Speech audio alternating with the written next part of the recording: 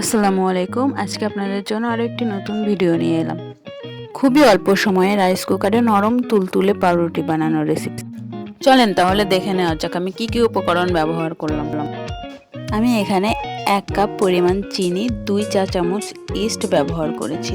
আপনারা মিষ্টি বেশি খাইতে চাইলে চিনি আরো বাড়িয়ে দিতে পারেন। এখন আমি 1.5 কাপ পরিমাণ পানি দিয়ে 10 মিনিটের জন্য রেস্টে রেখে দেব ঢাকনা লাগিয়ে। 10 মিনিট পরে ঢাকনা খুলে দেখলাম আমার ইস্টটা যথেষ্ট ফুলে উঠেছে। এরপর আমি 3 কাপ পরিমাণ ময়দা ভালোভাবে চেলে নিলাম। এরপর আমি চেলে রাখা ময়দার ভেতর ভিজিয়ে রাখা ইস্ট অল্প অল্প করে দিয়ে ভালোভাবে মিশিয়ে নিব।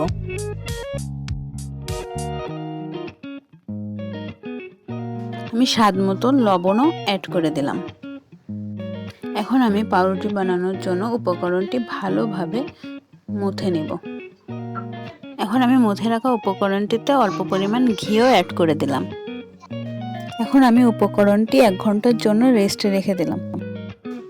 1 ঘন্টা পর আমার উপকরণটি দেখেন ডাবল হয়ে গিয়েছে। এখন আমি উপকরণটি ভালোভাবে মুথে নেব। যাতে হাতে লেগে না থাকে তার জন্য আমি অল্প অল্প করে ঘি দিয়ে ভালো করে মুথে নেব। এখন আমি উপকরণটিকে 2 ভাগে ভাগ করে একটিতে একটু কালার মিশিয়ে নিয়েছি। এখন আমি রাইস কুকারের পাত্রে তেল লাগিয়ে নিয়েছি আর একটি কাগজও বসিয়ে দিয়েছি। এরপর আমি মুথে রাখা উপকরণটিকে 4 ভাগে ভাগ করে নিয়েছি এবং প্রত্যেকটিকে গোল গোল শেপ দিয়ে রেখেছি। দেখেন কত নরম হয়েছে। এরপর আমি এটিকে রাইস কুকারের পাত্রে 1 ঘন্টার জন্য রেস্টে রেখে দিই। 1 ঘন্টা পর আমার ঢেকে রাখা পাউরুটির উপকরণটি ফুলে দ্বিগুণ হয়ে গিয়েছে। ফুলে ওঠা উপকরণটির উপর আমি কিছু পরিমাণ গুঁড়ো দুধ ছড়িয়ে দিয়েছি। এরপর ঢাকনা লাগিয়ে দিয়ে আমি আমার রাইস কুকারটি অন করে দিয়েছি। এরপর 30 মিনিট পর ঢাকনাটি উঠিয়ে চেক করে নিলাম। দেখেন আমার পাউরুটিটি একদম নরম এবং তুলতুলে হয়েছে।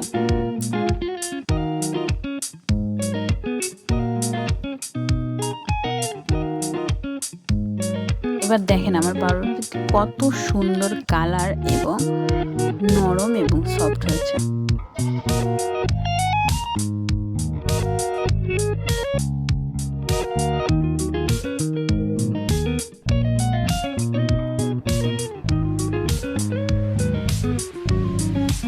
ভিডিওটি শেষ পর্যন্ত দেখার জন্য থ্যাঙ্কস ফর ওয়াচিং।